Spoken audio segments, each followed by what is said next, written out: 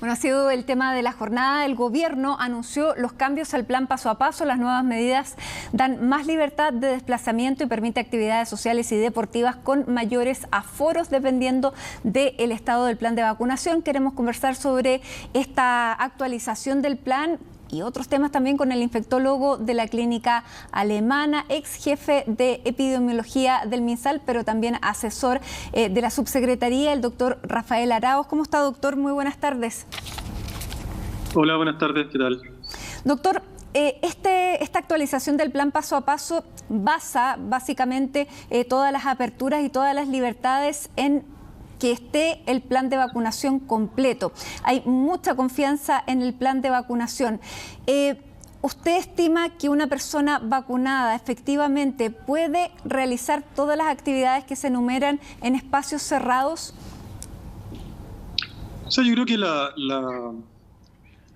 esperanza o de alguna manera, expectativa que se tiene con la vacunación es que nos permita retomar de alguna manera las actividades que nos permitan, ¿cierto?, tener una vida relativamente parecida a lo que todos queremos.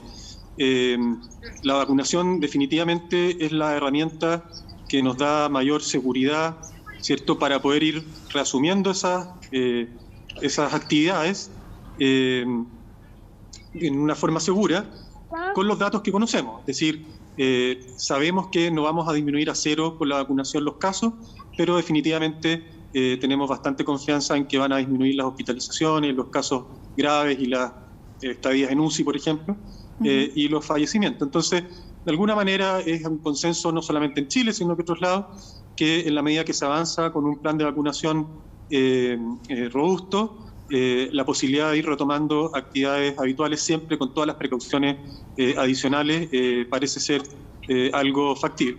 Ahora, doctor, en ninguna vacuna, por cualquiera que sea, después vamos a hablar de la Sinovac, que su estudio fue publicado ayer en una revista inglesa, pero ninguna vacuna asegura un 100% de efectividad, no solo en el contagio, sino que incluso en situación de muerte. Por lo tanto, lo que estamos viendo es que este virus se va a quedar con nosotros y de alguna manera o de cualquier forma hay que retomar la vida. Eso es un poco la tendencia, ¿cierto? No significa tirar la toalla ni nada por el estilo. Yo creo que es súper importante que todas las lecciones que hemos ido aprendiendo durante este año y medio de pandemia las mantengamos y las fortalezcamos. Sin embargo, también hay que reconocer que hay ciertas actividades que son necesarias para el desarrollo de la sociedad, que son importantes para el desarrollo de los niños, para el funcionamiento de todos, y eso no se separa, ¿cierto?, de los criterios sanitarios. Es decir, la sanidad incluye también esas otras aspectos de la vida y las debemos tratar de ir recuperando en la medida que vemos, ¿cierto?, que la expectativa de que esto desaparezca este año es bastante irreal. Es decir, tenemos, ¿cierto?, alta probabilidad de que COVID se convierta en una enfermedad estacional y que la tengamos con nosotros por mucho tiempo. Entonces se asume el riesgo de que de todas maneras va a haber personas que se contagien y mueran aunque tengan las 2 dosis puestas. O sea, es algo que la sociedad, ¿cierto?, de conversar y definir qué es lo que quieren hacer. O sea, yo creo que ese argumento de alguna manera es un argumento que no es correcto, porque no hablamos todos los años acerca del riesgo que las personas mayores con inmunosupresión o embarazadas tienen, ¿cierto?, de contraer influenza y morir. Nadie discute que los niños tienen que ir a clase, pese a que hay un riesgo no menor, ¿cierto?, que la gente enferme grave de infecciones respiratorias todos los años. Entonces, tomamos ese riesgo, ¿cierto?, en muchas de las situaciones de la vida cotidiana a las cuales estamos acostumbrados. Entonces, el tema es que si como sociedad pensamos que no podemos seguir como hasta ahora, ¿cierto?, necesitamos encontrar la forma de avanzar. Y por ahora la mayor expectativa que tenemos, ¿cierto?, es lograr una vacunación lo más potente, lo más amplia posible, que nos permita retomar las actividades lo más seguro posible. Doctor, y en ese sentido, poniendo toda esta confianza, bueno, también en la responsabilidad individual, pero en las vacunas, ¿es necesaria esta tercera dosis? El presidente dijo que se tenía ya el stock de vacunas necesario. ¿Cuándo podríamos conocer efectivamente si vamos a tener esta tercera dosis? ¿Cuándo? ¿Con qué vacuna? Yo creo, de nuevo, y quiero repetir que yo trataría de sacar del concepto como que la esperanza son las vacunas. O sea, yo creo que es una componente fundamental de la estrategia, pero no es donde tenemos depositada todas las esperanzas, ¿ya? Porque yo creo que no es correcto decir que la vacunación es lo único que se va a hacer o lo único que se va a... Por eso que yo le decía la responsabilidad individual y la vacunación. Eso, por supuesto. Yo creo que la tercera dosis es una discusión en todo el mundo. Hemos tenido rondas con expertos de distintos países que nos han permitido ir conociendo lo que no está publicado, ¿cierto? Lo que opinan los expertos, que es súper importante también. Y esperamos tener una definición y una propuesta lo antes posible para que todo el mundo lo conozca. Es algo que definitivamente nos preocupa y nos preocupa hace tiempo, así que ya vamos aclarando las cosas y podremos comunicarlas durante el transcurso de este mes. Ahora, de acuerdo a lo que ocurrió ayer con lo que conocimos más bien del presidente del directorio de la clínica Las Condes, no habría ninguna razón para que un médico le recetara una tercera dosis. No, o sea, yo pienso que no. Yo creo que con los datos que tenemos hasta ahora, el que alguien se haga una serología, es decir, una medición de anticuerpos, y esos anticuerpos no aparezcan, no podemos asumir que esa persona no está protegida. Por lo tanto, no hay una indicación individual, ¿cierto?, que prevalezca por sobre la indicación de salud pública, y eso es bastante claro. Por lo tanto, mi recomendación es que la gente confíe en el programa. Estamos trabajando, ¿cierto?, a múltiples niveles. En la medida que vayan apareciendo marcadores más precisos que nos hablen, ¿cierto?, del correlato con el riesgo de infectarse, se van a ir aplicando como medidas de salud pública también en el país, pero por ahora la recomendación es vacunarse con la vacuna que tengamos a disposición, vacunarse con el esquema completo, mantener la precaución, ¿cierto? Durante todo el periodo de vacunación hemos visto que la gente que recibe una dosis inicialmente tiende a tener conductas que son quizás más de riesgo, en el sentido de que hay una falsa sensación de seguridad, se cuidan menos y tienen un importante número de casos cuando recién se vacunan. Por lo tanto, la vacunación es un proceso, no es un evento de un día ni de 2 días, y hay que tomarlo con ese sentido. ¿Pero un médico incurre en una falta cuando receta una nueva dosis a una persona que ya tiene el esquema de vacunación completo hoy? O sea, yo no puedo opinar porque la relación médico-paciente y la consulta es algo que nadie por antes en este momento está en condiciones de saber cómo sucedió. Sí, la relación médico-paciente es una, pero ¿se puede indicar algo que el Ministerio no ha aprobado? O sea, uno como médico, alguien puede hacer una recomendación, pero lo natural, ¿cierto?, es explicar que eso tiene ciertos conductos regulares y que si hay alguna duda, ¿cierto?, o alguna indicación extraordinaria con respecto al programa de vacunación, y eso no es solamente para COVID, sino que para cualquier vacuna que uno quiera indicar, el PNI, el Plan Nacional de Inmunizaciones, tiene conductos y formas de acercarse a ellos y plantear las dudas y plantear los casos especiales que por supuesto existen, para que sean evaluados y se considere, por ejemplo, una tercera dosis, cambiar de dosis, ¿cierto?, porque uno sospecha que hubo un efecto adverso relevante con la primera dosis, etcétera. Por lo tanto, hay canales por los cuales comunicarse con el Plan Nacional de Inmunización, plantear las dudas, plantear las indicaciones que se salen de la norma, y eso es lo que se debe hacer. Ahora, doctor, también en el punto de hoy de prensa se dio a conocer que los menores de 17 años eran uno de los grupos de población que menos vacunas había recibido. ¿Cuál es la indicación para ellos? Y también pensando en los niños menores de los 12 años, ¿en qué etapa está el estudio para poder incluirlos a ellos también? Exacto.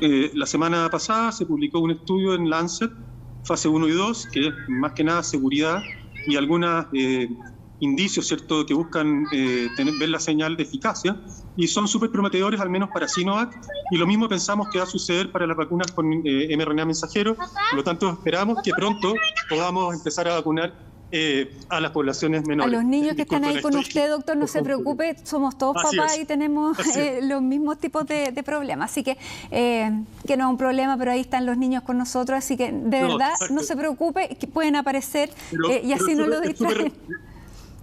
Es súper relevante, en la población de niños lo tenemos súper presente, queremos vacunarlos lo antes posible, pero vamos a tener información que nos permita sostener ese plan pronto, tanto de los estudios de las vacunas inactivadas, que son vacunas muy probadas, ¿cierto?, en la población infantil, como también de las vacunas con mRNA mensajero, que son cierto, plataformas nuevas. Por lo tanto, ahí uno tiene ganas de esperar un poco más de resultados.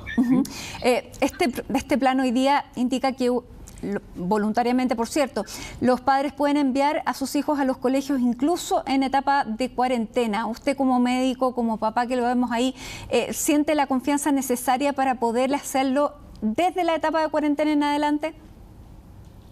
Sí, o sea, aquí como opinión personal, yo estoy de acuerdo en abrir los colegios. Creo que el daño que van a tener los niños por permanecer sin ir a clases presenciales es súper importante.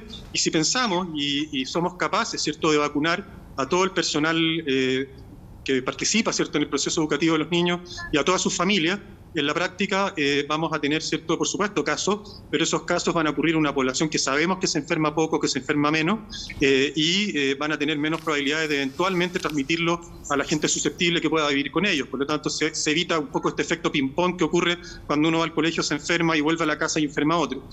Así que yo creo que en la medida que se avance de forma potente con la vacunación, que los colegios puedan, ¿cierto?, tener la seguridad que tanto los apoderados como su personal está vacunado, parece razonable el balance como riesgo-beneficio, ¿cierto?, y avanzar con la apertura de los colegios. Por supuesto, esto hay que ir acompañándolo de todas las medidas adicionales de testeo y de salud pública que correspondan, y tendremos que ir evaluando las políticas. O sea, tenemos actualmente, ¿cierto?, una capacidad de capturar datos que es muy importante, y eso nos permite, ¿cierto?, después de, no sé, 2 meses, 3 meses, ver qué pasó y eventualmente cambiar una política que vemos que no resultó bien o que hubo algún evento no esperado. Estamos, ¿cierto?, todavía en una etapa que no conocemos todas las aristas de esta enfermedad y tenemos que estar abiertos, ¿cierto?, a cambiar una conducta que pudo haber sido errada. Pero por otro lado tenemos la experiencia ganada y pensamos que yo al menos pienso que es seguro y es una buena idea. Doctor, ayer una revista inglesa publicó el estudio que fue realizado aquí en Chile y dirigido por usted sobre la vacuna Sinovac, y daba precisamente los valores que se presentaron en este estudio, fueron reconocidos internacionalmente, y eso sin duda es un aval. Pero no conocemos todavía lo que ocurre con la vacuna Sinovac frente a la variante Delta. ¿Cuáles son los estudios que se están haciendo ahora y qué eficacia le ve usted a la vacuna cuando desde los fabricantes indican que cae su efectividad en tres veces? Esa fue la frase que usaron.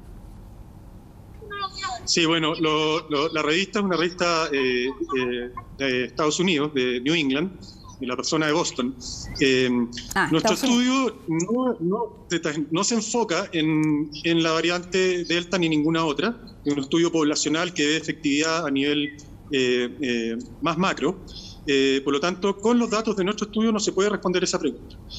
Dicho eso, la información que nosotros conocemos es muy similar a la que tienen ustedes con respecto a variantes, y lo que se sabe, no solamente de Sinovac, sino que de otras, es que aparentemente variante Delta es afectada por las vacunas, pero requiere una cantidad de anticuerpos neutralizantes, es decir, anticuerpos que efectivamente sean capaces de detener la replicación del virus, más alta que la que requieren otras variantes. Por lo tanto, en ese sentido, es un argumento teórico, porque no hay datos que lo confirmen, pero es un argumento teórico a favor de iniciar una vacunación con un booster, un refuerzo, una tercera dosis, que nos permitiría eventualmente aumentar los anticuerpos y que si es que Delta llega y se establece en Chile, nos encuentre con una población bien vacunada y con altos niveles de anticuerpos, especialmente en los grupos más vulnerables. Por lo tanto, la tercera dosis ya debiera ser una decisión que se debiera comunicar pronto, porque ya la variante Delta está en el país, tenemos 3, 4 casos detectados, porque hay un caso en Santiago que se estaba analizando, pero efectivamente esos son los casos detectados. Si hay esos casos, uno puede pensar que hay muchos más. ¿Es necesario vacunar pronto? Yo creo que la vacunación pronto, o sea, este mes, no es necesaria. Yo creo que, así como dije intencionalmente, la evidencia que hay a favor de la vacunación con una tercera dosis hasta el momento es bastante teórica, por lo tanto, tampoco tenemos banderas rojas que nos digan que estamos perdiendo la efectividad de la vacuna hoy. Por lo tanto, yo creo que es una decisión que podemos tomar todavía dentro del próximo mes, los próximos 2 meses. Eso es lo primero. Dicho eso, es importante no solamente por Delta, sino que porque COVID es una enfermedad por sí misma importante, y especular acerca de cuál va a ser el comportamiento de la variante Delta en Chile es difícil. Nosotros no tenemos el contacto que tiene, por ejemplo, el Reino Unido con India, por lo tanto la introducción que hemos tenido en Chile de la variante Delta ha sido mucho más limitada y ha sido pesquisada tempranamente. Por lo tanto, es esperable, ¿cierto?, que la llegada de Delta a Chile sea más lenta y ojalá que se establezca lo menor posible o que tenga más problemas para desplazar a las que ya tenemos.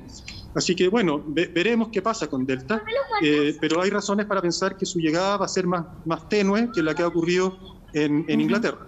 Y finalmente, doctor, ¿nunca fue una alternativa dentro de esta renovación del plan paso a paso, la alternativa que presentó el Colegio Médico de cerrar durante 3 semanas y hacer este cortocircuito epidemiológico? O sea, yo creo que lo que dice el Colegio Médico es una opinión informada. El Colegio Médico tiene expertos que saben mucha epidemiología y salud pública, por lo tanto yo jamás diría que es una propuesta mala. No creo que esa sea ni tampoco estoy así formalmente en desacuerdo.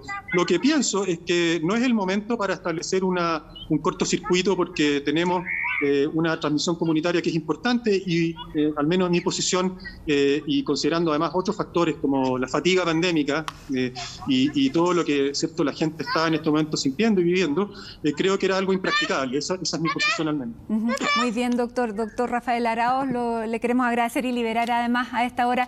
Muchísimas gracias por conversar con nosotros. Era importante conocer su opinión, sobre todo en este día. Así que muchas gracias y puede ahí seguir con los niños. Gracias. Que estén muy bien, chao.